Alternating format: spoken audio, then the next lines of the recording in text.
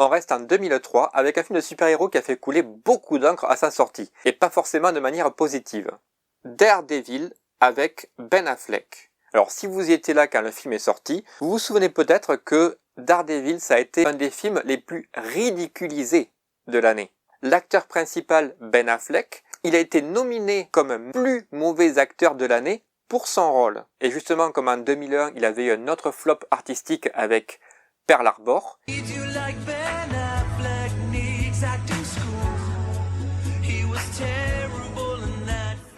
il a été nominé, pour ces films en particulier, comme l'acteur le plus mauvais des 10 dernières années. Daredevil, en fait, c'est un film qui a failli tuer sa carrière, littéralement. Et pas que lui, parce que le réalisateur, si on regarde sa liste de films sur IMDb, apparemment, après, il a fait que des navets. Alors, de mémoire, moi, je n'avais pas vraiment aimé non plus. Bon, Ben Affleck, il joue pas super bien, c'est vrai. Pour autant, l'écriture et le scénario jouent pas en sa faveur. Les dialogues sont pauvres, les personnages sont assez plats, et la mise en scène, elle est parfois pathétique, parce que pendant les scènes d'action, par exemple, on ne comprend pas du tout ce qui se passe. Ce dont je me souvenais par contre, que j'avais bien aimé, c'était Colin Farrell. Il joue le méchant Bullseye. C'est un tireur d'élite qui peut tuer n'importe qui en visant extrêmement bien, avec un crayon à papier, une fléchette, une pointe, un M&M's par exemple. Et c'est vraiment le meilleur acteur du film.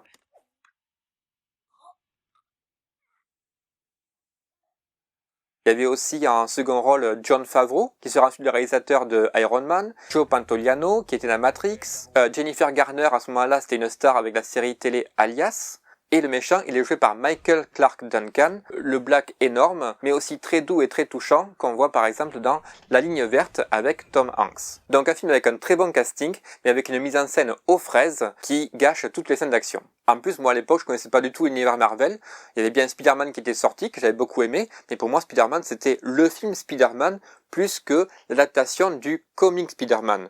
Donc Daredevil, voilà quoi. Pour moi c'était un film comme les autres. Je me suis pas vraiment intéressé à l'origine du personnage, ni à la BD originale. Même si entre-temps j'ai pu découvrir la série télé sur Netflix qui rattrape quand même pas mal de coches. Donc pour le coup, Daredevil c'est vraiment un nanar. Ou un navet, parce que pour autant le film n'est pas super drôle non plus quoi. Il est plutôt ennuyeux même. Mais attention, parce que là je vous ai montré la version qui est sortie au cinéma. Or il y a une version Director's Cut qui existe. Et en général, Director's Cut, ça peut être 5 minutes de plus, un peu de violence par-ci par-là, un peu de nudité à la rigueur, mais c'est très rare qu'une version longue mérite à elle seule de redécouvrir le film s'il est mauvais à la base. Et là, pour le coup, c'est vraiment une de ces occasions qu'il ne faut pas rater, parce que la Director's Cut, la version longue, elle a une demi-heure de scènes en plus.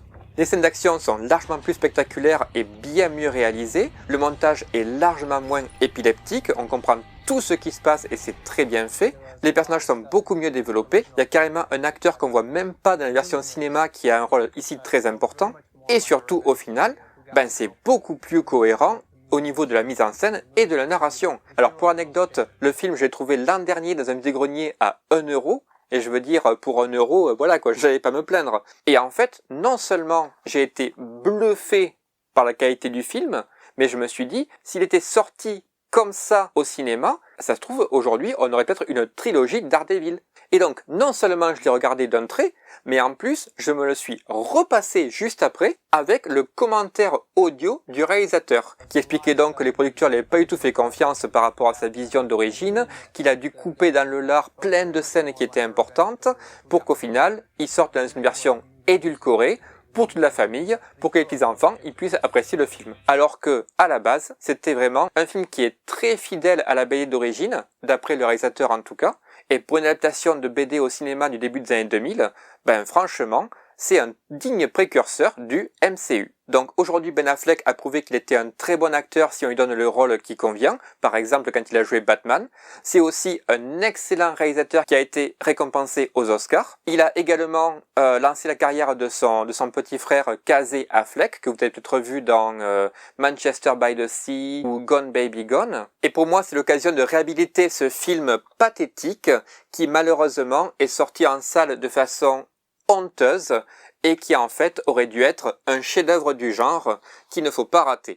Donc si vous avez l'occasion, procurez-vous la version longue de Daredevil 2003. The criticism that I have heard of the movie has been on the story, which is why I'm so glad that there's a director's cut. This is like the story version of the story, you know?